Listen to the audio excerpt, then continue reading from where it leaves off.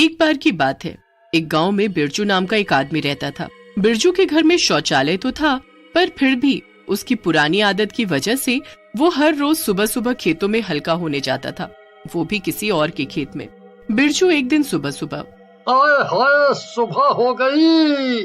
अरे कुसुम, कहाँ गया मेरा लोटा? कहीं दिख क्यों नहीं रहा? और ये कुसुम कहाँ हो? कुसुम बिरजू की पत्नी थी। कुसुम बिरजू की आवाज सुनकर गुस्से में उसके पास आती है।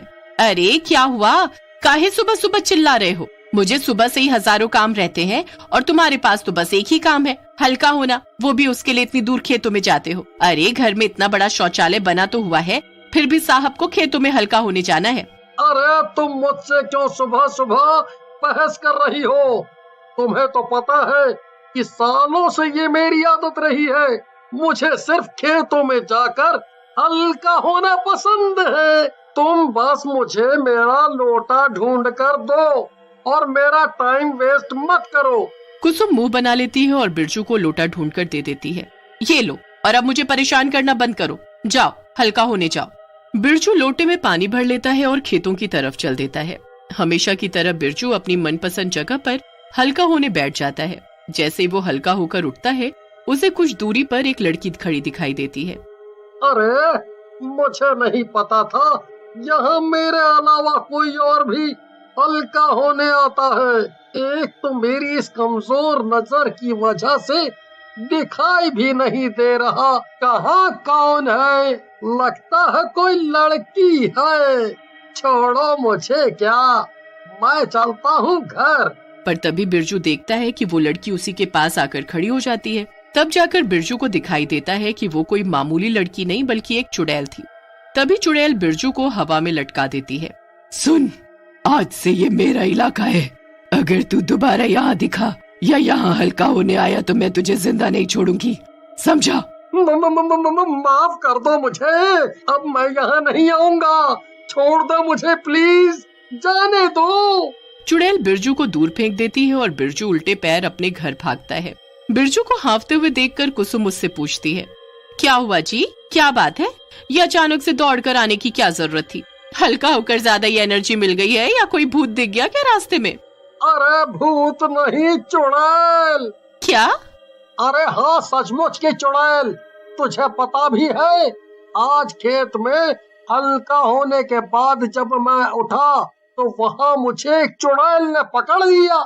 हाय राम, फिर उस चुड़ैल ने मुझे हवा में लटका दिया और दूर पटक दिया, और ये भी कहा कि अगर मैं दोबारा वहाँ दिखा तो वो मुझे मार डालेगी। हे भगवान, तो अब वहाँ दोबारा मत जाना। अच्छा हुआ आज उसने छोड़ दिया, अब सिर्फ घर का शौचालय ही इस्तेमाल करना। पर बिरजू इतना बोलकर किसी गहरी सोच में पड़ जाता है। वो अगले 1-2 दिन तो खेत नहीं जाता, पर उसके बाद तीसरे दिन वो सोचने लगता है, अरे यार, ऐसे कैसे काम चलेगा? यहाँ इस घर में शौचालय में तो हल्का होने में मजा ही नहीं आता और पेट भी ठीक से साफ नहीं होता। कुछ तो करना पड़ेगा। मुझे तो मेरी मनपसंद हल्का होने की जगह की बड़ी याद आ रही है। एक काम करता हूँ, कल फिर से वहाँ चुपके से जाकर देखूंगा, क्या पता अब तक चुड़ैल चली गई हो। बिरजू यही सोचकर सो जाता है और अगले दिन सुबह सुबह जल्दी उठकर खेत जाने के लिए तैयार हो जाता है। अरे कहाँ चल दिए तुम लोटा लेकर सुबह सुबह? याद नहीं क्या कहा था उस चुड़ैल ने? भूल गए उसकी मार? अरे तू चुप कर और मुझे शुभ काम के लिए जाते वक्त टोक मत, वरना काम खराब ही होगा। बिरजू बिना कुसुम की पूरी बात सुने खेत की तरफ चल देता है और कुसुम बस पीछे से चिल्लाती रह जाती है। खेत में पहुंचकर पहले तो बिरजू इधर उधर देखता है कि कहीं चुड़ैल तो नहीं। आहा, लगता है जैसा मैंने सोचा था वैसा ही हुआ है। वो चुड़ैल चली गई है। चलो अब मैं हल्का हो लेता हूँ।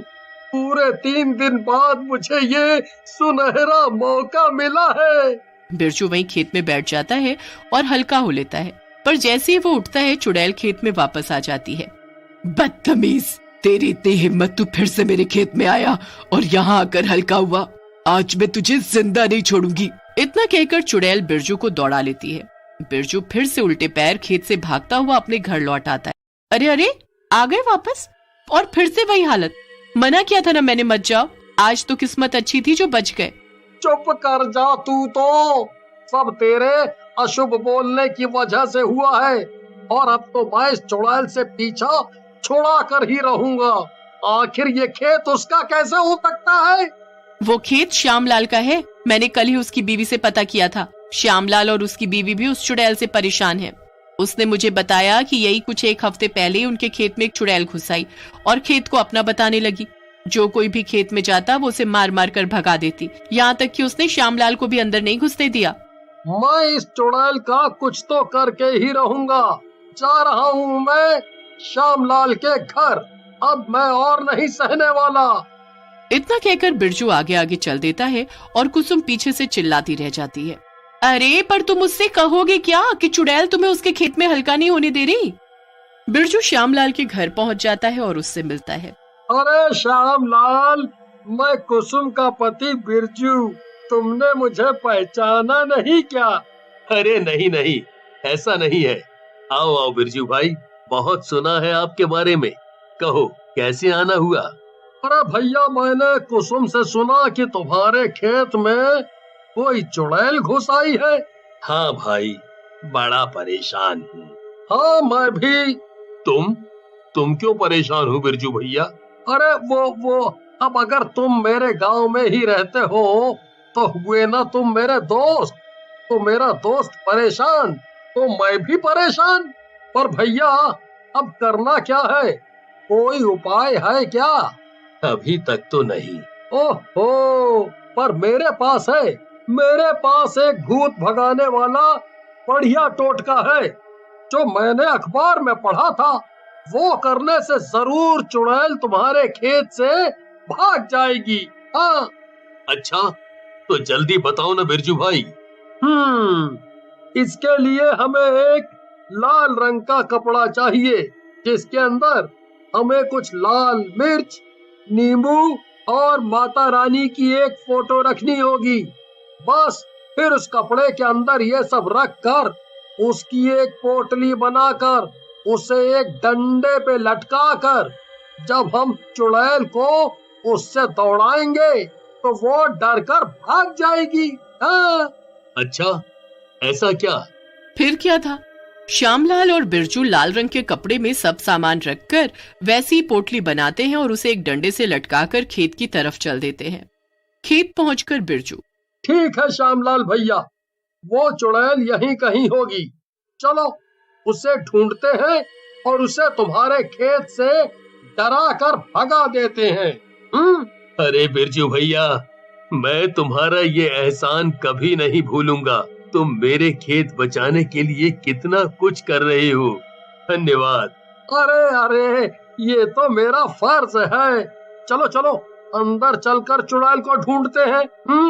दोनों लोग खेत में घुस जाते हैं और चुड़ैल को ढूंढने लगते हैं। तभी उन्हें चुड़ैल दिखाई देती है। श्यामलाल, वो रही चुड़ैल।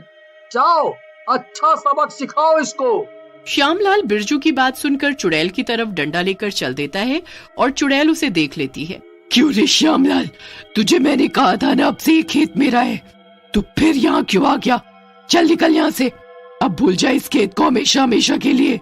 तभी श्यामलाल चुड़ैल की तरफ बढ़ता है और उसके पास पहुंचकर उसे जोर जोर से डंडे से मारने लगता है। हैरानी की बात तो ये थी कि वो डंडा सचमुच ही अपना जादू दिखाता है और चुड़ैल को उससे चोट लगने लगती है। अरे बचाओ, ये क्या है? अरे हाय, कितना दर्द हो रहा है, ये कैसा डंडा है? श्यामलाल चुड़ैल को दौड़ा दौड़ा कर खेत से बाहर निकाल देता है, पर जब चुड़ैल मार खा खा कर खेत से बाहर निकल जाती है तब वो बिरजू को भी श्यामलाल के साथ उसके पीछे खड़ा और मुस्कुराता हुआ देखती है। अच्छा, तो तुम दोनों मिले हुए हो। वाह श्यामलाल, तो ये बिरजू तुम्हारी मदद कर रहा है। पर क्या तुम्हें ये पता है कि यही बिरजू हर रोज सुबह सुबह तुम्हारे खेत में हल्का होने आता था? इतना कहकर चुड़ैल तो चली जाती है, पर श्यामलाल बिरजू को गुस्से से देखने लगता है।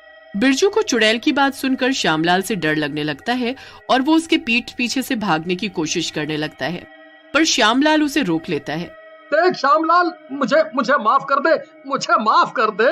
मैं तो तेरा दोस्त हूँ ना। दोस्त? अरे नहीं, बिल्कुल नहीं। तेरे जैसा दोस्त मुझे नहीं चाहिए। तू मुझे ना जाने कब से बेवकूफ बना रहा था, आज तो तेरी खैर नहीं। इतनी मार खाने के बाद बिरजू तय कर लेता है कि वो दोबारा कभी खेत में हल्का होने